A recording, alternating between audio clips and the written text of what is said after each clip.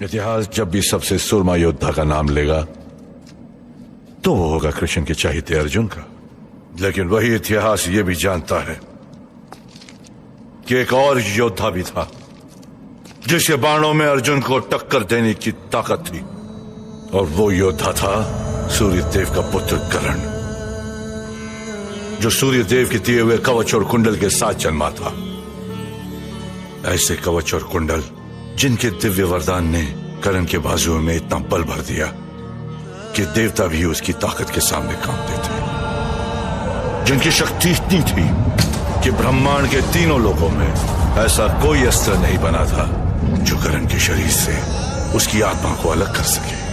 क्योंकि जब तक सूर्य देव का आशीर्वाद सूर्य की किरणें या चंद्रमा की रोशनी बनकर कवच और कुंडल को शरण दे रहा था, उनका पुत्र अमर था।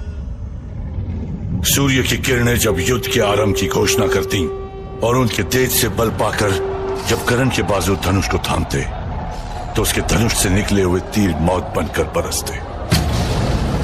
कर्ण के इस वरदान का कहर जब पांडवों की सेना पर टूटा तब कृष्ण को एहसास हुआ कि कर्ण की शक्ति का जवाब रणभूमि में देना असंभव था। वो जानते थे कि कर्ण दानवीर था और स्नान के बाद भिक्षा में जो कुछ भी कर्ण से मांगा जाता वो उसे देने से इनकार नहीं करता। तब कृष्ण ने भेजा इंद्रदेव को। इंद्रदेव ने रूप लिया एक ब्राह्मण का और कर्ण से उसका कवच और कुंडल मांगा। इंद्रदेव की ये चतुराई कर्ण ने पहचान ली, लेकिन फिर भी उस दानवीर ने उन्हें कवच और कुंडल देकर महाभारत के युद्ध की काया पलट दी।